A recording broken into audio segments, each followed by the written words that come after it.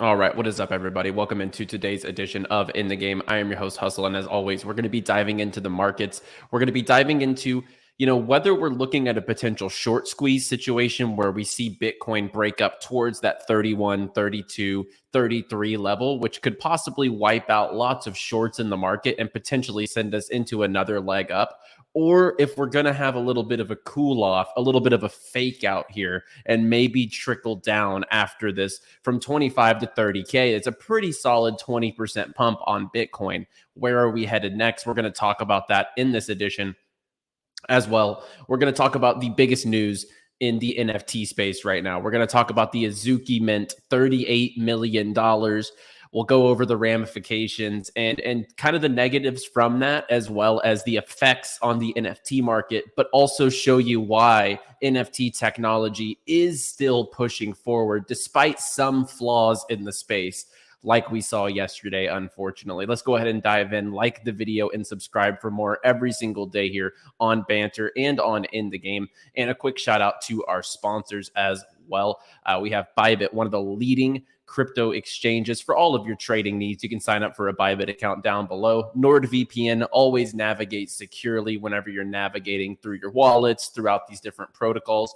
NordVPN down below in the description. Last but not least, Vulcan Forge, one of the leading blockchain gaming ecosystems in the entire space. So as mentioned, we're kind of seeing Bitcoin hanging around this $30,000 level. But when you look at the 7-day charts, some of the altcoins that we've been, talking about over the time on the show are still performing really well over the 7 days.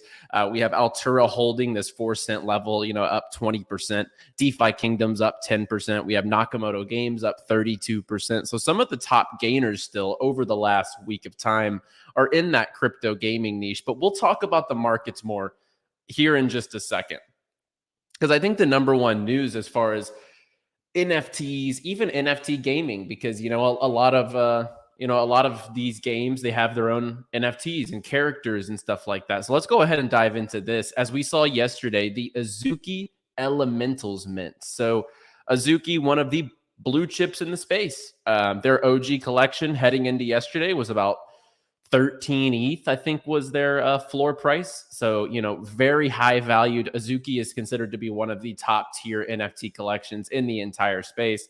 And yesterday, they raised $38 million off of this mint, and they sold a 20K supply collection at 2 ETH a piece. And half of them went out to their holders, and they sold it out in their round where the holders could buy. So they basically raised $38 million from their existing ecosystem because it sold out within the Azuki and Beans mint window. They each had 10 minutes to mint, and the other, so 10K got airdropped to the Azuki holders, just to kind of give you a picture. And then the other 10K got minted at 2 Ethereum, which is $38 million within 20 minutes within their existing holder ecosystem. So they sold all these NFTs to their existing holders, and the art reveal is exactly the same as the main collection, immediately trading below floor price, and they're still below floor price right now. So people purchased these for 2 Ethereum. I think right now they're around 1.6 or 1.7 Ethereum, something like that. So people are immediately underwater with their investments, and it's dragging the main collection down. I believe the normal Azuki collection yesterday went from 13 Ethereum to 10 Ethereum.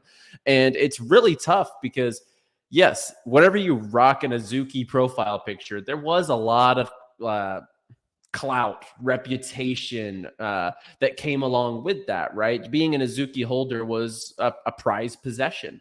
And now the elementals are 1/5 of the price, 1/6 of the price, and people can basically rock the exact same profile pictures. There were some memes like, you tell me which one's an Azuki and which one's an elemental, because they really are absolutely identical. I do think that Azuki dropped the ball here. They kind of put out this sob piece. We missed the mark. We hear you. The PFPs feel similar. I mean, I don't know what they expected here. How do you release this compared to the existing Azuki collection and think this was going to go well? I have no idea. Maybe they have something up their sleeves. Maybe they change the art to something super cool. as part of like a metadata type of thing. But their holders are all underwater at this point. Anyone that's already sold has sold for a loss. I don't think this is a really good look for a collection that's done things really well, right? I mean, Azuki over time is known to kind of really kill it as far as their launches. And one of the one of the things that they teased is like this little green bean. So one of their collections is a bean. Whatever this has to do with something coming, if there's another mint or like some sort of an airdrop, we'll see what this materializes to. But Twitter was going crazy yesterday. $30 million in 17 seconds. This is off of the Wolf of Wall Street here. That's what Azuki was doing yesterday. But despite all of this, right? So it was an overhyped mint. It was overhyped art that was the exact same as the normal Azukis, which dilutes the normal Azuki collection. That's the problem. Now it's very diluted. There's almost 30,000 identical profile pictures out there now in the Azuki ecosystem, but it's not all negative. Let's get into some of the positives going on in the space, because I think that, there are people that have bad execution, and, props to Azuki for what they had built so far. They've done a really good job in the market, but we see Pudgy Penguins having a massive year, 9 million seed round, a UGC incentive. It's user-generated content. They went to the licensing expo and really killed it. They have the Pudgy World. They had their toys on Amazon sell out in 48 hours. They just became the biggest Web3 brand on Instagram. We have Ether, which is probably going to steal the shine now from Azuki Elementals. Ether mints here in just a couple days. And whenever you take a look at and this will mint on the 30th. It's an anime type of collection. I really think that Azuki Elementals dropping the ball kind of sets up Ether for probably a really good position here. It's kind of like a luxury NFT brand is the way that they frame this. I believe the mint price here is 0.65 Ethereum, so definitely not cheap, but they basically just got handed a layup here from Azuki Elementals from them dropping the ball. So if Ether can kill it, I think they could really run with this momentum here after the Azuki flop. We have Bored Apes coming up with their upcoming game launch. If you kind of take a look at the Forge cinematic trailer here that they just released, they have like a new mini game experience coming out. And then we see people like 𝗏𝗏𝗃𝗏. So 𝗏𝗏𝗃𝗏, if you're in the gaming space, we're about to transition into the crypto gaming side of things, as we always do. 𝗏𝗏𝗃𝗏's a very reputable Call of Duty ex-pro. He owns the 100 Thieves organization, and he says that NFTs are incredibly valuable and are the future of new wealth creation for Gen Z. He was kind of baiting this morning on his Twitter, kind of saying some controversial stuff.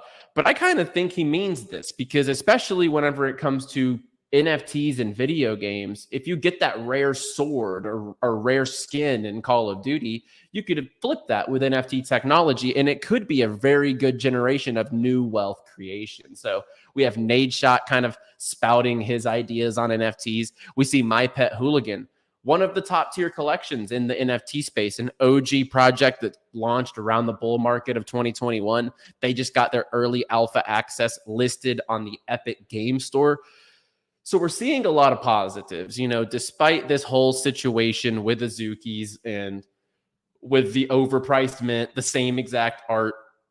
There's a lot going on in the space that I think we can be bullish about. So NFTs, despite some of the overhype and the under delivery, I think we're still in a good position, and especially for NFT gaming. I think that NFTs in video games, stuff like 𝗏𝗏𝗃𝗏𝗃𝗏, stuff like what 𝗏𝗏𝗃𝗏𝗃's talking about, how NFTs are incredibly valuable and are the future of new wealth creation for Gen Z. I definitely think we could see NFTs continue to gain traction, less traction on the profile picture side, but more traction on the use case side, the actual inside of games, digital assets. I think that's what we're eventually going to see is the biggest use case for NFTs. And then we get into the market side of things, where MicroStrategy today acquired another 12,000 Bitcoin. There's always some troll tweets, time to sell whenever Sailor buys, but 12,300 Bitcoin for 347 million. We have RFK Jr. saying, as president, he tweets this yesterday afternoon, I will make sure that your right to use and hold Bitcoin is inviolable. Bitcoin is not only a bulwark against he's using all the big words, totalitarianism. Yeah, that's a big one. And the manipulation of our money supply. It points the way towards a future in which government institutions are more transparent and more democratic. So, I mean, he's one of the presidential candidates, and I do think that that's a strong narrative for Bitcoin. Whatever you think about the political side, everything else aside, we want someone who's pro Bitcoin. We want someone who's not going to take that right away from the American citizens. You shouldn't have to worry about your Bitcoin being banned or taken from you, right? So he's saying that your right to use and hold Bitcoin is inviolable. So let's get into some of the altcoins. So now we're going to talk about the market. We're seeing Bitcoin at this 30,000 level. We're seeing Bitcoin dominance still pretty high at this point in time. We see up here, Bitcoin dominance is still over that 50% mark here at the top of the page here on CoinMarketCap. And if you were to look at the weekly timeframes over some of these altcoins, it just doesn't look pretty. So we're at the situation of, are we going to see a short squeeze, Bitcoin rally up past that 32,000 level, and then we see some of these altcoins really rally? Or are we going to see a little bit of a slow burn down? And with that dominance so high, let's kind of see altcoins kind of bleed in the meantime until we get that next major move from Bitcoin to the upside. I think at this moment in time, we're kind of going to trade sideways to maybe a little lower over the next few days, maybe week, 2 weeks, etc. I think we're kind of have a slow grind to the side until we see a little more catalysts in this market. But personally, I still have the overall thesis that over the next couple of weeks to a month, that we do see a grind upwards towards those 34,000 levels. As I mentioned on Monday's show, I do see a little bit higher coming through here on Bitcoin, but I don't think that you need to rush. And I don't think that you need to expect this to happen overnight, because at this moment in time, I don't think it's going to happen overnight. We just had Bitcoin go from 25K up to 30K in about 3 days time, 5 days time here. It was about a week span where it went up 20%. It's a pretty aggressive move for Bitcoin. So I think we're going to see altcoins maybe take a little bit of a hit here in the short term. But I do think this opens up for great accumulation. As we talked about on Monday, now is the time to be buying. When things are a little sideways after those big news events, and whenever these altcoins of top quality have red days and, despite the red days, are bringing positive developments, these are the times to be accumulating for that long-term portfolio. Everything, whenever we get to the next cycle, people are going to be chasing Polygon above $1. They're going to be chasing IMX multiple dollars. They're going to be chasing Vulcan Forged at $5, whatever the case may be.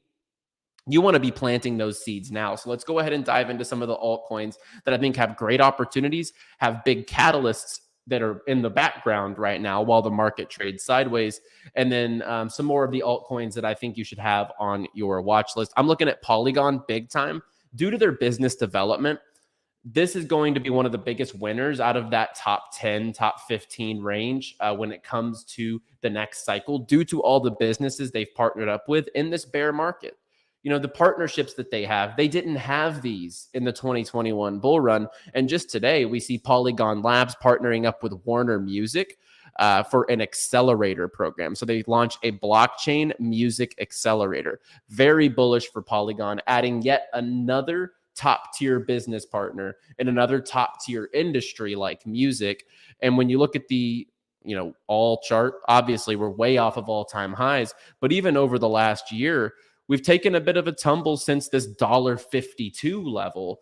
And due to some of the securities stuff, the Robinhood, you're looking at a pretty good buy opportunity here around that 6 billion market cap. So I'm accumulating Polygon every single time that I see these type of opportunities open up. I haven't made my accumulations on 𝗵𝗵𝗋𝗃 yet, but they're a huge partner of Polygon.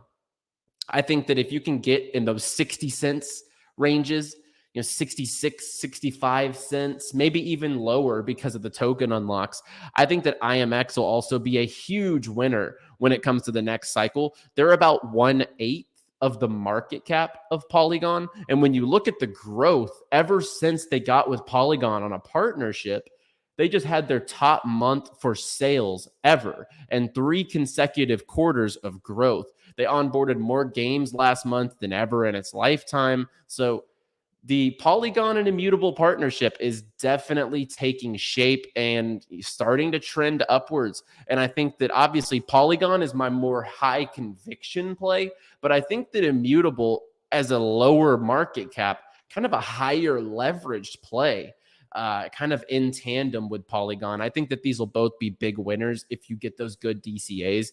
I'm looking in that 60 cent range. And just for reference, we got there earlier this month. We shot back up into these 70 cent levels. So if we go back towards that 60 cent range, I think that's a fantastic DCA here for Immutable. Vulcan Forged, another one that's just very undervalued, 86 million. When you compare this to something like a Gala Games at 524 million, so it's about 6x less on the market cap side, and they're building just as hard as what Gala Games is. I'm bullish on Gala long-term as well, but just today they're bringing more mainstream users into the fold with their partnership with WASD. We've talked about WASD here on the channel. They have over 1 million over 1 million downloads, tons of daily active, monthly active users on their app. It's like a social gaming app. They're partnering up with Vulcan Forged here on July 5th for their Vulcan's Creed game, embarking on a thrilling adventure and unlock new rewards from the WASD Pass. So a big collaboration here. And I'm just super bullish. Every time I hear from Jamie from Vulcan Forged, every time I can kind of get a glimpse at what's to come from Vulcan, I just want to add more to, what I've stacked up so far in this bear market. And I think at that market cap, I mean, this is going to absolutely explode come the next cycle. So this is one I think these are the times to be DCAing in. And I saw someone I respect, Jeff Seckinger. He put on his Instagram, imagine all of this news with the institutions, the ETFs, the adoption throughout like the gaming space, the big companies coming over and waiting all this time in the cycle, and then being the person that wants to get out of the industry or that isn't doubling down on your bets. Like, this is the time to be placing those altcoin bets. And I'm firm on that position. And I've been doing it. And I think that we'll all come out on top whenever it comes down to that next bull run underneath the Arbitrum ecosystem.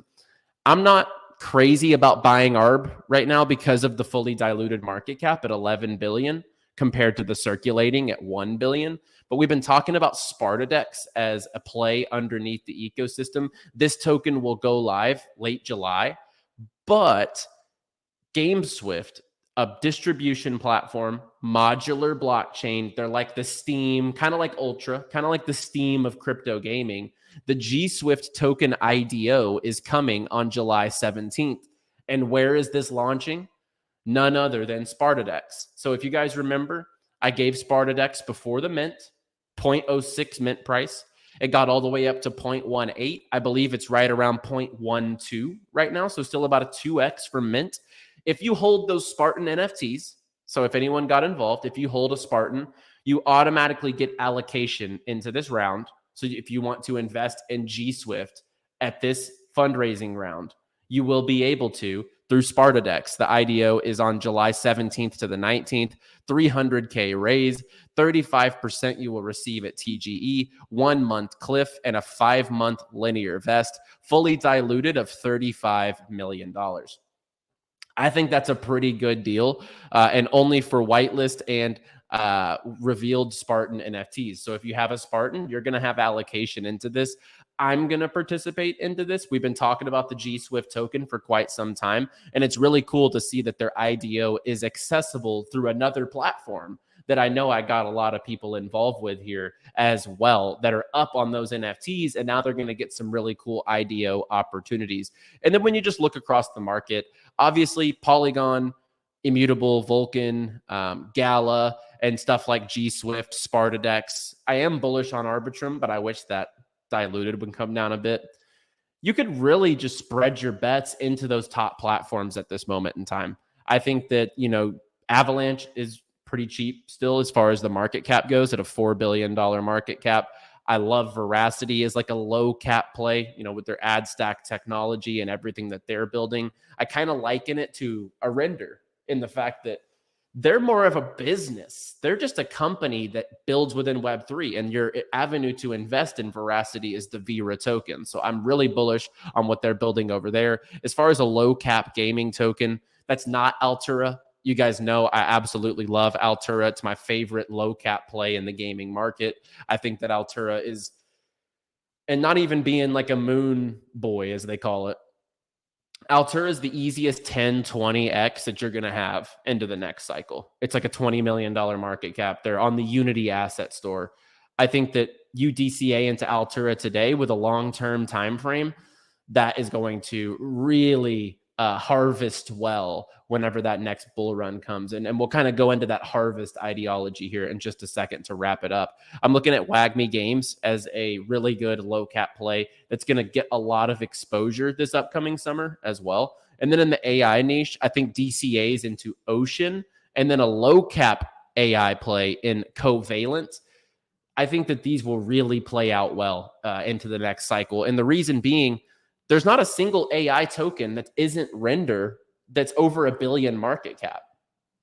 This one's only $196 million market cap. And I love what Ocean Protocol has built to this time. I don't really like what Singularity Net has built, what the product is. I'm not a huge fan of Fetch.